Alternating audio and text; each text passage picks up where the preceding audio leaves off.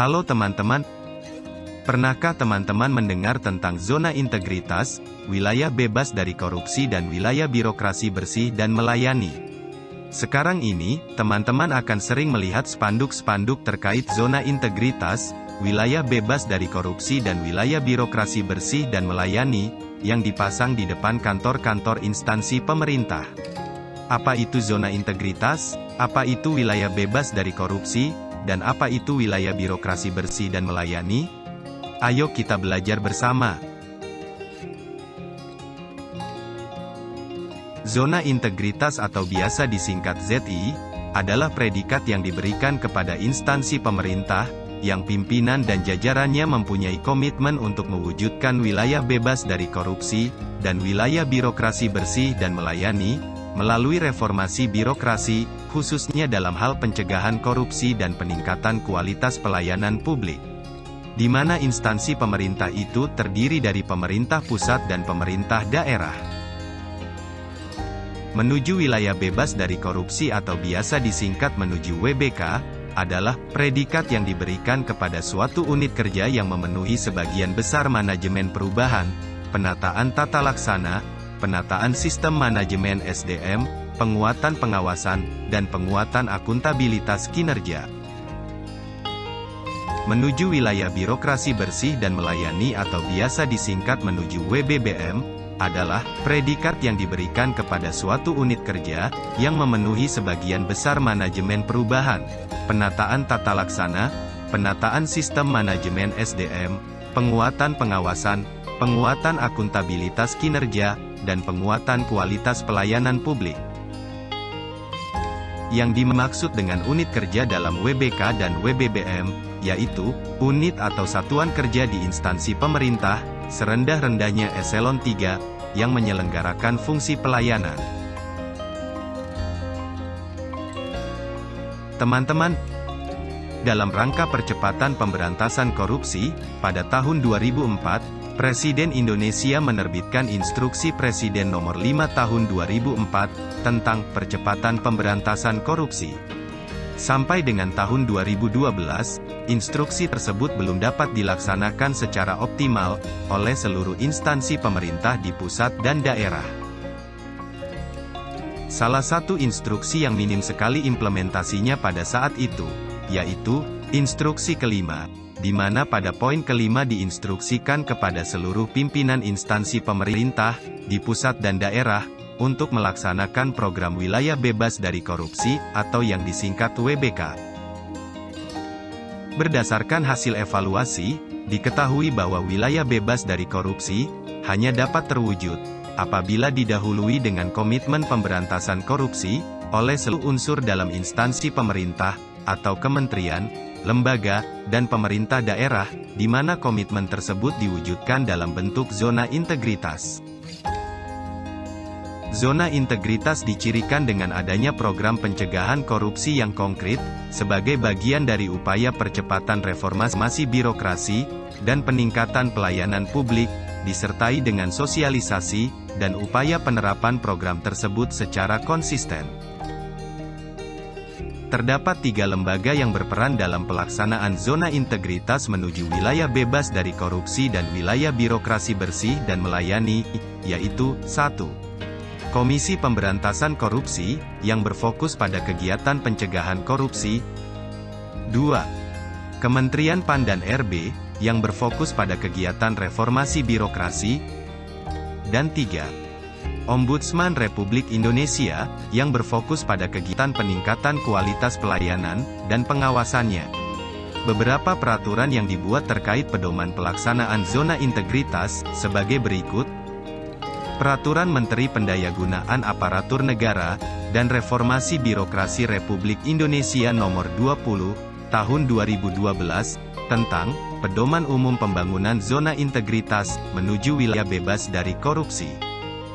Peraturan tersebut diganti dengan Peraturan Menteri Pendayagunaan Aparatur Negara, dan Reformasi Birokrasi Republik Indonesia Nomor 60, Tahun 2012, tentang Pedoman Umum Pembangunan Zona Integritas, menuju wilayah bebas dari korupsi, dan wilayah birokrasi bersih dan melayani, di lingkungan instansi pemerintah. Selanjutnya peraturan tersebut diganti dengan Peraturan Menteri Pendayagunaan Aparatur Negara dan Reformasi Birokrasi Republik Indonesia Nomor 52, Tahun 2014, tentang Pedoman Umum Pembangunan Zona Integritas, menuju wilayah bebas dari korupsi, dan wilayah birokrasi bersih dan melayani, di lingkungan instansi pemerintah.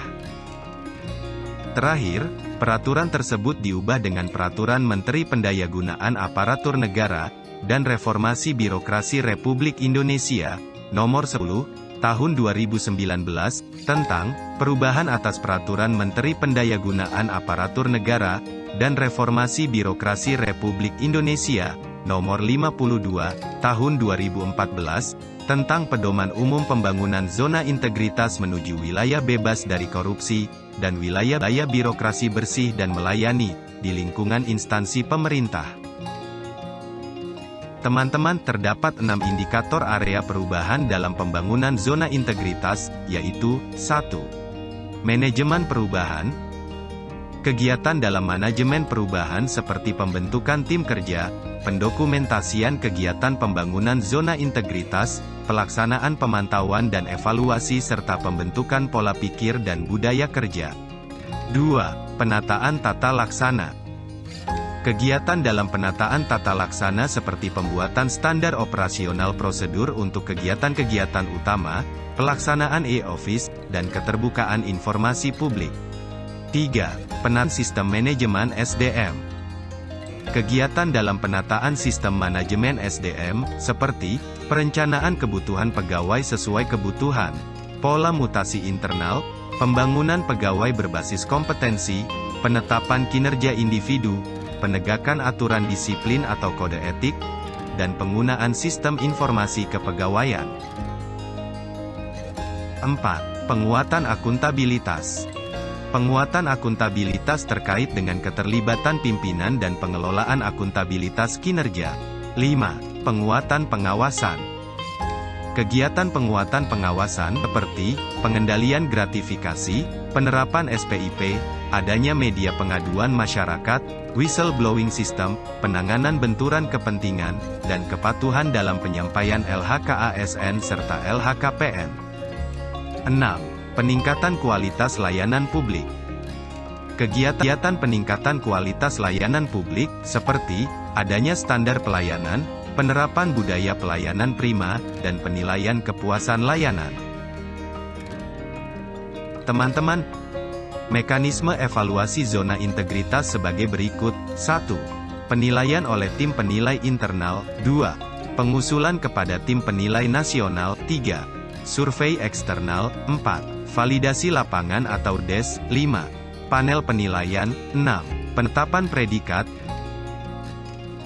Syarat untuk memperoleh predikat menuju wilayah bebas korupsi, yaitu, untuk instansi pemerintah, minimal opini dari Badan Pemeriksa Keuangan, yaitu, wajar dengan pengecualian, dan nilai AKIP minimal adalah B. Sedangkan untuk tingkat unit kerja, yaitu, unit kerja yang diajukan merupakan core layanan utama dari instansinya, mengelola sumber daya yang cukup besar, memiliki tingkat keberhasilan reformasi birokrasi yang cukup tinggi, dan penyampaian LHKSN dan LHKPN 100%.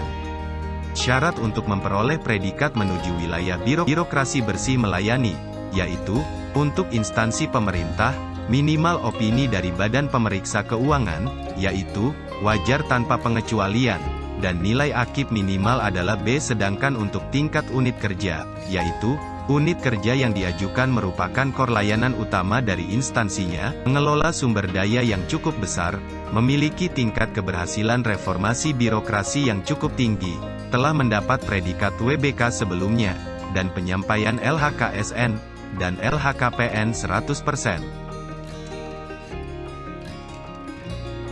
Baik teman-teman, demikian gambaran umum tentang zona integritas menuju wilayah bebas dari korupsi, dan wilayah birokrasi bersih dan melayani. Terima kasih sudah menonton video ini. Ingat untuk bahagia, dan ingat untuk bersyukur.